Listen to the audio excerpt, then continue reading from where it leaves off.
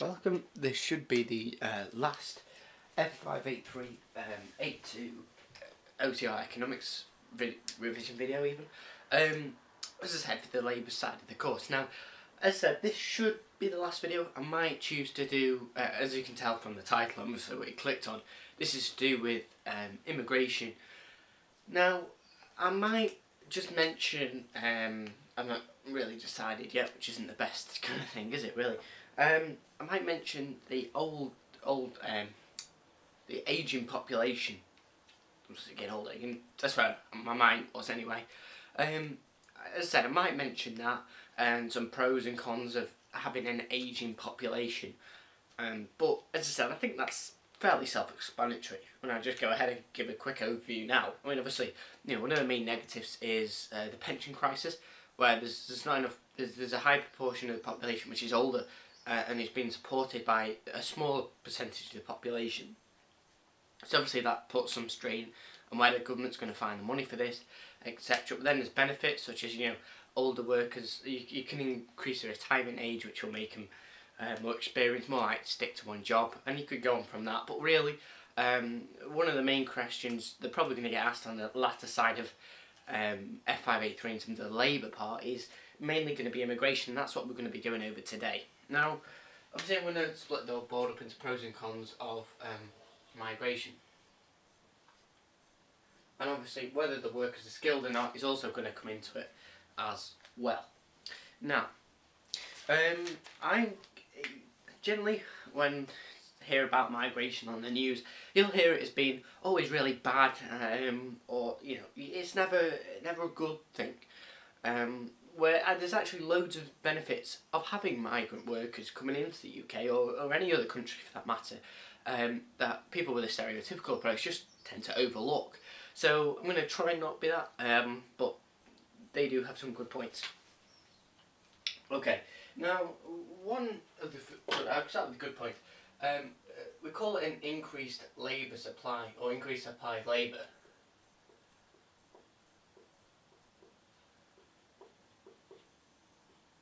Okay, now we're going to be looking at, there's a couple of benefits that arise from this one point. So we could look at either the benefits to the firms or the benefits to the workers or the economy as a whole. One benefit to the economy as a whole, well, if there's any gaps where workers, where British workers, for example, if we're looking at migrant workers coming into the UK, if there's the gaps that workers are in the UK that they don't want to do, for example, building work or something like that, that was just an example of a job, and migrant workers more than willing to do that, then obviously they can fill the gap in the labour market, therefore reduce labour market failure, and you could go on and on and on, but I don't want to waste too much of your time. Okay, so you could say, okay, well that's one benefit to the economy, reduces labour market failure. So I'll just do little sprouts of this. So reduces or removes labour market failure.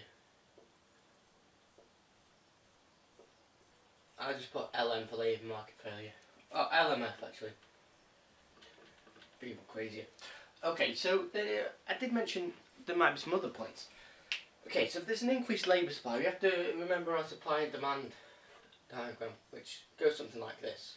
Okay, and if you increase the supply, obviously you shift the supply curve to the left, so S1, and from any other economics knowledge in F581, you should realise, obviously that leads to a decrease in the wage rate, and due to an increase in the supply quantity, demand and supply of labour.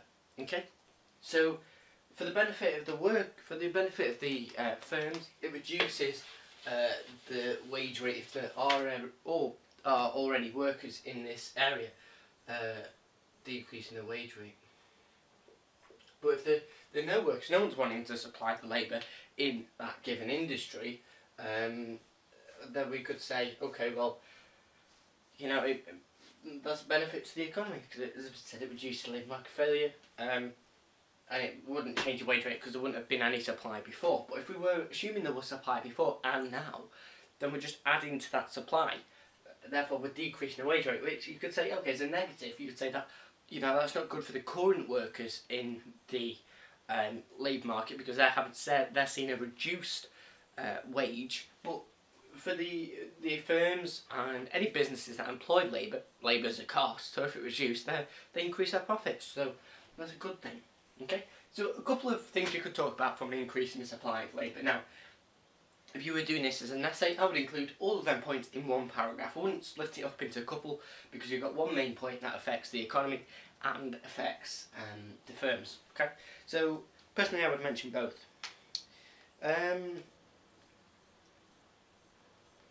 Right, now we're not just necessarily looking at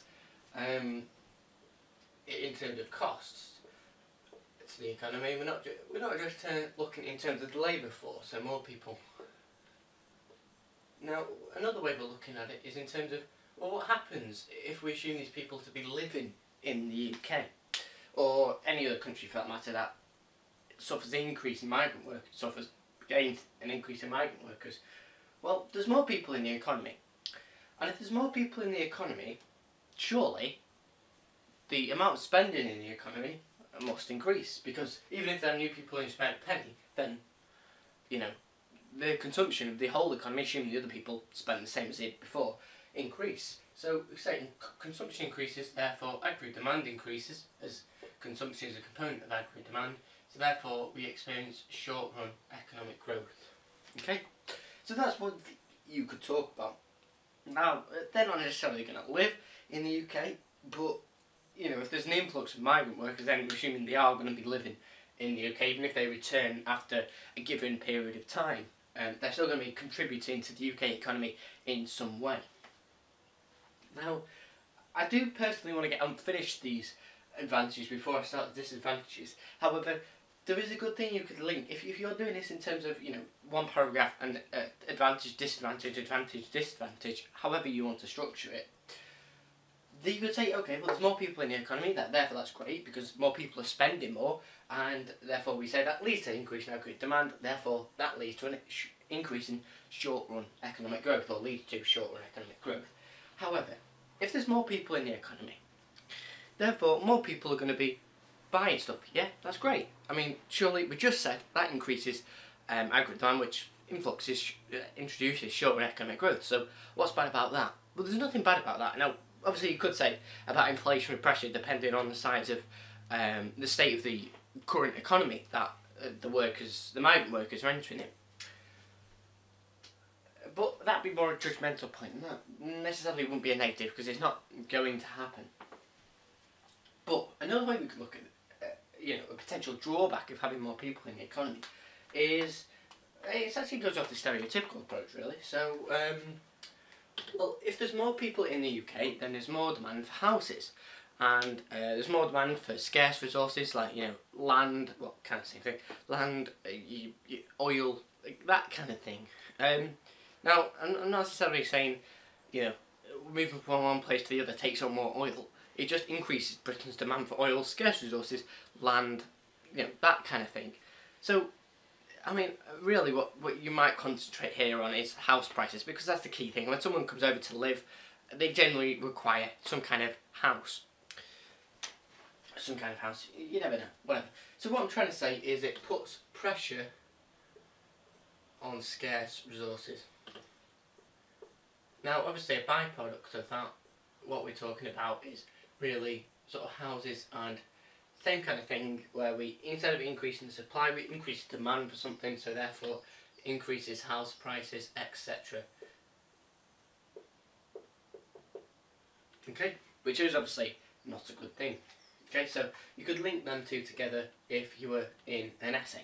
Okay, so you could say, it's great that more people are in the economy, but that puts more pressure on the scarce resources, and for both of them, if you were looking to draw a diagram, if this was, you know, a 10-15 mark question, you might want to draw a Keynesian you might want to draw a short-run aggregate supply curve and an aggregate demand curve, which just looks like a supply and demand curve, and then another supply and demand curve with pressure on scarce resources. So two supply and demand diagrams there in this question if you were to link them 2 points together. Okay, and maybe you could do them both in one diagram and say, okay, well, which would counteract the other, and maybe put some judgmental points on there as well. But personally, you could just do them as two totally separate things if you wanted to. Now, just going to go on to finishing the last of the advantages. Sorry, I did go over there, but I just wanted to kind of show you a link. Right. Now, this next one is kind of going off my first point, really, as another potential advantage. Now, in this, I kind of said, okay, well, it increases the supply of labour, but if there was no supply of labour in the first place, then we wouldn't see any change in the wage rate. Now, this wage rate is directly, we talked about it in F581 in terms of the wage push spiral, where, you know, if a worker increases their wage, well, I don't think we called it wage, I think we called it a cost push spiral in F581, where we said, you know, if the costs of an employee increase, then they pass on them costs to the higher, you know, to the consumers in the form of a higher price, and the consumer demands a higher wage, which is a higher cost, which is a higher price, and we end this endless spiral of increasing inflation. However, we kind of said, well, what about if there's no supply of labour in the first place? Then that won't have any effect, because there won't have been any previous level of wage rates that we could attribute to this, because obviously wage rates occur where the equilibrium occurs, which is said where supply equals demand, etc., etc. Now, if there was no demand, but there was no supply before of labour, then these migrant workers have provided the supply, therefore there'll be no change to the wage rate. Okay, so there'll be no cost push inflationary pressure, which is kind of what this other advantage goes on to say. Now, as I said, personally, I would just learn them two, because that third one is a little bit confusing. You just kind of talk about it in this first advantage that I kind of mentioned. But, as I said, it's up to you if you want to label it as two separate things. If you were to label it as two separate things, then you would just say, well, this decreases the wage rate, and if there is no, and then the other advantage would be, well, it meets, if there's, you know, no supply before, then the supply would meet demand and there'd be no cost push inflationary pressure. Would be the other point, but really, I would just personally include it as one. Okay. Now, disadvantages. Well, we've already mentioned one, and that was a result of having more people in the economy.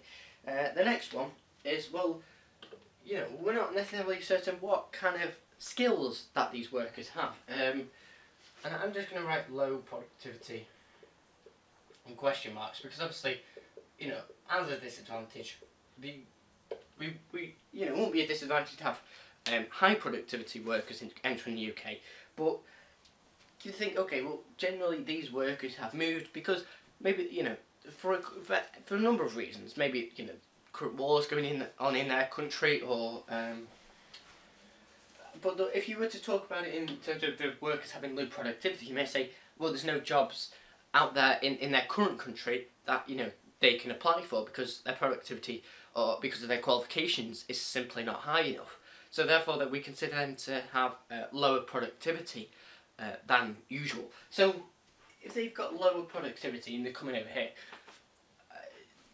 you know, our workers we assume to have higher productivity than these migrant workers who have low productivity, in contrast to our current supply of labour. Because we generally consider these to be coming countries which are less developed, because they want to move to a more prosperous country where there's a better opportunity of getting a job. They've probably not had the same training that UK workers have had. So they may have low productivity, which decreases the overall productivity in the economy, which therefore leads to increasing labour costs. I'll just put LC. So therefore it decreases our international competitiveness. I see. I probably should actually write the word labour cost, because otherwise you might get confused. So it increases our labour cost, because obviously if it takes a worker longer to do something, because they're less productive, then obviously pass them costs on, increase the price of our exports, which decrease our international competitiveness. Okay, so that's kind of one thing you could say there.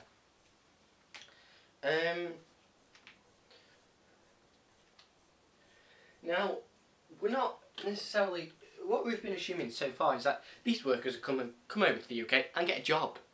It's not necessarily the case. I mean, you know, if people in the UK can't job, that are currently situated with high productivity in the UK can't get a job, sorry, then what's to say these workers from migrant countries who potentially have a lower productivity are going to get a job? Not every single person who comes over here is guaranteed a job.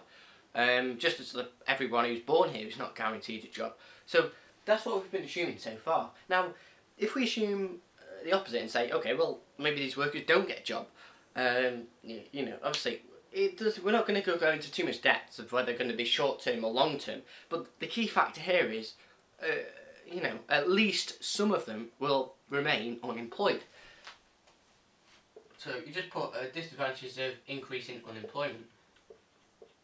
Now, you could go, we looked at the topic of unemployment back in F583 where we said, you know, the disadvantages of having a high level of unemployment range from the government having to pay out more in terms of job seekers allowance or, you know, some kind of benefit, support benefit. As I said, job seekers allowance is kind of the main one, but, you know, obviously increasing unemployment means more crime, the government has to spend more on policing, NHS has to spend more on the NHS. So what we're saying is, you know, unemployment is a big factor of this migrant workers coming into the UK, which is generally quite a stereotypical approach, but it is still a valid fact. Okay, so they're the main advantages and disadvantages of having an influx of migration. So this is increasing migration. Now, if you were to have, obviously, yeah, so sorry, this is for increasing migration. Oh, God's sake. Yeah, that's right, isn't it? Yes, so about workers coming into the UK, I might have got that completely wrong, but I doubt it. There's immigration and migration. I'm pretty sure immigration is moving away and migration moving into the UK. But if it's not, I'll have to redo this whole video, and I don't quite fancy doing that. Anyway, I might just put subtitles on and say ignore what the guy in the red shirt is saying, as opposed to the guy in the blue shirt done over here. Obviously, because I'm not gone crazy yet. Anyway, so if there's an influx in migration increase, then obviously all these apply. If you've got a decrease in migration or an increase in immigration, so more people moving out of the UK, then obviously these are reversed. Okay, so you would have, you know, there'd be less people in the economy, so you decrease short-run growth, and there'd be a decrease in house prices, and you could go on and on by flipping them on its head. But if there's an increase in migrant workers coming into the UK, then this is what applies. Now, as I said, these are the two that you can link together. Personally, I don't think you could link any others together.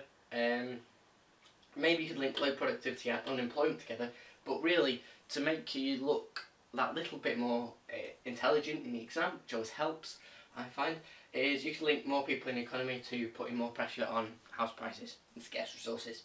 Maybe, I would say that because other than that, there's not really that much more you can talk about for that one on its own. I would just mainly kind of relate it to this one to give you a bit more to talk about, because it's quite a nice point, but maybe not so much delving into it kind of thing. As I said, yeah, they're the main points. You only pick maybe 2 or 3 from each side. Well, as I said, 2 from each side really, because it generally won't be more than a 10 or 15 mark question. Okay, so thanks for watching. Hopefully it's been of some help, and we'll see you in the next video. Oh, damn it.